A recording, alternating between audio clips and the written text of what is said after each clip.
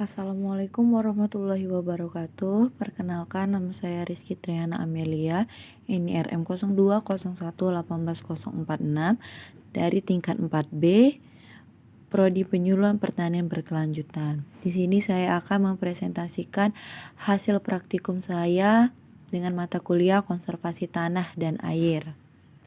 Yang pertama yaitu biopori. Biopori merupakan lubang resapan. Biopori merupakan teknologi tepat guna dan ramah lingkungan untuk mengatasi banjir.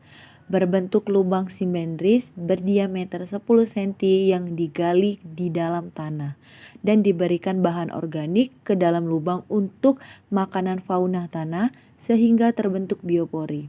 Kedalamannya tidak melebihi muka air tanah, yaitu sekitar 100 cm dari permukaan tanah. Lubang resapan biopori dapat meningkatkan kemampuan tanah dalam meresap air. Air tersebut meresap melalui biopori yang menembus permukaan dinding lubang resapan biopori ke dalam tanah di sekitar lubang. Dengan demikian akan menambah cadangan air dan tanah sehingga menghindari terjadinya aliran air di permukaan tanah. Adapun metode praktikum yang pertama yaitu tempat dan waktu. Waktu dan tempat dilaksanakan di asrama DS2 Polbangtan Bogor pada tanggal 24 November 2001. Kelurahan Pasir Jaya, Kecamatan Bogor Barat, Kota Bogor, Provinsi Jawa Barat. Adapun prosedur kegiatan yang pertama yaitu alat dan bahan. Yang pertama, bor tanah 1 buah, centong. Yang ketiga, botol bekas, sampah organik, air, alat dokumentasi, alat ukur, alat tulis. Untuk cara kerjanya yaitu yang pertama, menentukan lokasi akan dijadikan tempat pembuatan lubang resapan biopori yang jika lokasi ditentukan pada area sekeliling pohon. Yang kedua, siram tanah yang akan dijadikan sebagai tempat pembuatan biopori agar tanah menjadi lebih lunak dan mudah dilubangi. Yang ketiga, amati dan dokumentasi kondisi permukaan tanah tempat di mana lubang resapan biopori dibuat. Yang keempat, lubangi tanah dengan menggunakan bor tanah. Yang kelima, buat lubang dengan kedalaman kurang lebih 50 cm sampai 1 meter dengan diameter 10 sampai 30 cm atau disesuai dengan tinggi botol bekas. Yang keenam, masing-masing kelompok minimal membuat 5 lubang resapan biopori. Yang ketujuh, lapisan lubang menggunakan botol bekas. Yang kedelapan, isi lubang dengan sampah organik seperti daun, rumput, kulit buah atau sampah berasal dari tanaman lainnya. Yang kesembilan, tutup botol menggunakan kawat besi atau juga bisa menutup botol bekas yang sesuai dengan dilubangi terlebih dahulu. Yang ke-10, periksa kondisi sampah organik di lubang resapan biopori selama 14 hari. Setelah itu amati kondisi tanah permukaan di mana lubang biopori tersebut. Selanjutnya yaitu hasil dan pembahasan. Hasil 14 hari kegiatan, kondisi sampah organik yang dimasukkan di lubang biopori berubah warna menjadi coklat gelap dan sudah ada beberapa daun yang menempel dengan tanah. Keadaan sampah sangat basah karena cuaca hujan dan lubang biopori tergenang oleh air dan dalam sampah di dalam lubang biopori menurun. Dapat diartikan bahwa sampah organik mengalami pengomposan dalam lubang biopori. Adapun kendala dalam pelaksanaan praktikum ini yaitu kendalanya karena jenis tanah pada lokasi pembuatan lubang biopori tanah lempung liat sehingga proses perlubangan agak terasa berat meskipun sudah dibantu oleh alat bor tanah. Bahkan ketika sudah diberi air agar lebih mudah proses pengeboran, tanah masih terasa lengket ketika kedalaman lubang semakin bertambah. Manfaat dari biopori yang pertama yaitu mengurangi sampah organik, yang kedua menyuburkan tanah, yang ketiga membantu mencegah terjadinya banjir, keempat mempengaruhi jumlah air tanah. Adapun praktikum yang kedua yaitu PUTK dan PUTS. PUTK merupakan alat penguji tanah sawah untuk membantu dalam menganalisis kadar hara tanah, NPK, dan pH tanah sawah. Dan PUTK merupakan alat perangkat uji tanah kering untuk membantu menganalisis kadar air, kadar hara, pK, C organik, dan pH pada tanah kering dengan cepat dan mudah serta akurat. Adapun metode praktikum. Metode praktikum waktu dan tempat yaitu dilaksanakan di Kelurahan Lebung Gajah, Kecamatan Sematang Borang, Kota Palembang pada bulan Oktober sampai November 2001. Adapun prosedur kegiatan yaitu alat yang digunakan yaitu spidol, label, kantong plastik, pisau, ember, sekop, cangkul, bor tanah, dan kamera. Cara kerjanya yaitu menentukan tempat pengambilan contoh tanah, membersihkan rumput-rumput, batu-batuan atau kerikil, serta sisa-sisa bahan organik di permukaan tanah. Yang kelima, ambil contoh tanah individu, baik itu tanah sawah dan tanah kering, dengan menggunakan cangkul. Yang keenam, lakukan sampai dengan beberapa titik dengan kondisi lahan masing-masing di lokasi. Yang ketujuh, campur dan aduk rata semua tanah dalam ember plastik dan bersihkan dari sisa tanaman atau akar. Yang delapan, ambil seberat 1 kilo dan masukkan ke dalam plastik. Ini yang disebut dengan contoh tanah komposit.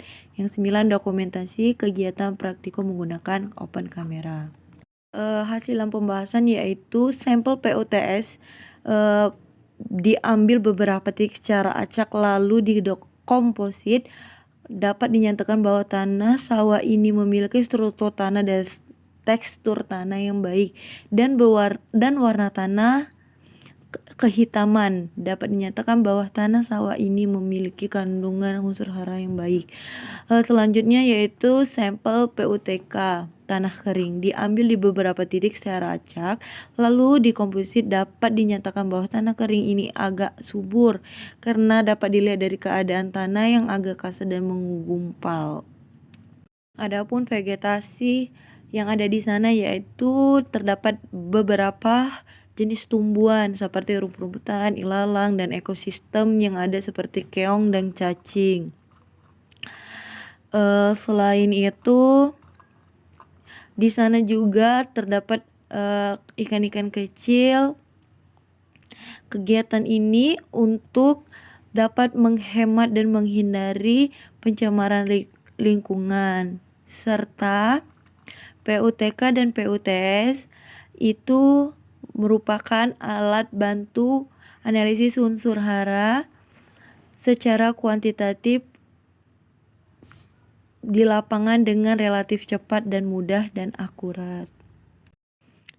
Praktikum selanjutnya yaitu erosi. Erosi adalah peristiwa pindahnya atau terangkutnya tanah atau bagian-bagian tanah dari suatu tempat ke tempat lain oleh media alami. Pada peristiwa erosi, tanah atau bagian-bagian tanah dari suatu tempat terkikis dan terangkutnya kemudian diendapkan pada suatu tempat lain. Pengangkitan atau pemindahan tanah tersebut terjadi oleh media alami yaitu seperti air dan angin. Erosi oleh angin disebabkan oleh kekuatan angin, disebabkan oleh air ditimbulkan oleh kekuatan air. Adapun jenis-jenis erosi, yang pertama erosi air, erosi percik, erosi lembar, erosi alur, erosi parit, erosi angin, erosi gelombang laut, dan erosi glansial. Serta metode praktikum yang pertama yaitu waktu dan tempat. Adapun waktu dan tempat dilaksanakan kegiatan praktikum pengambilan sampel erosi yaitu di Pol Bangtan Bogor, Kelurahan Pasir Jaya, Kecamatan Bogor Barat, Kota Bogor, Provinsi Jawa Barat pada bulan Oktober sampai bulan November 2021. Alat yang digunakan yaitu kamera, alat tulis, dan buku. Cara kerjanya yaitu yang pertama menentukan lokasi lahan yang terdegradasi untuk diidentifikasi erosi yang terjadi. Yang kedua, menentukan waktu pengamatan. Yang ketiga, mendokumentasikan bentuk-bentuk atau jenis-jenis erosi yang terjadi di dalam gambar foto atau open kamera. Yang keempat, mendeskripsikan bentuk-bentuk atau jenis-jenis erosi yang terjadi didokumentasikan dalam gambar foto menurut referensi-referensi tentang bentuk-bentuk atau jenis-jenis erosi. Selanjutnya yaitu hasil dan pembahasan. Hasil praktikum erosi ini dapat dinyatakan bahwa erosi tersebut termasuk ke dalam erosi alur, yang mana erosi alur terbentuk karena daya tahan tanah terhadap proses erosi terus berlangsung, maka pada permukaan tanah akan terbentuk alur-alur yang searah dengan kemiringan lereng. Alur-alur erosi ini merupakan tempat air mengalir dan mengikis tanah sehingga lama-kelamaan membentuk alur-alur dangkal pada permukaan tanah yang arahnya dari atas memanjang ke bawah.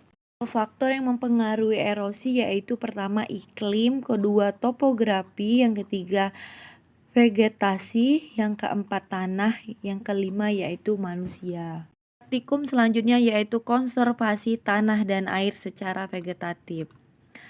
Proses latar belakang itu yaitu proses perubahan penggunaan lahan selain menghasilkan manfaat yang dapat dinikmati oleh masyarakat, juga tidak lepas dari resiko terjadinya kerusakan lahan akibat erosi, pencemaran lingkungan, banjir, dan lainnya.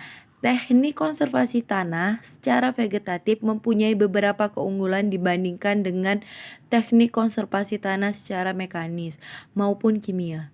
Antara lain karena penerapan relatif mudah, biaya yang dibutuhkan relatif murah, mampu menyediakan bahan hara bagi tanaman. Metode praktikum, waktu dan tempat.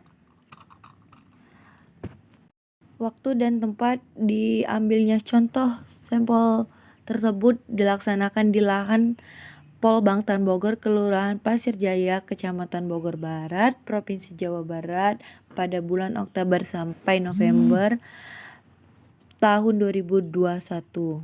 Alat dan bahan yaitu kamera, alat tulis, dan buku. Cara kerja, yang pertama, pelaksanaan praktikum dilakukan secara observasi lapangan. Yang kedua, menentukan lokasi pengamatan.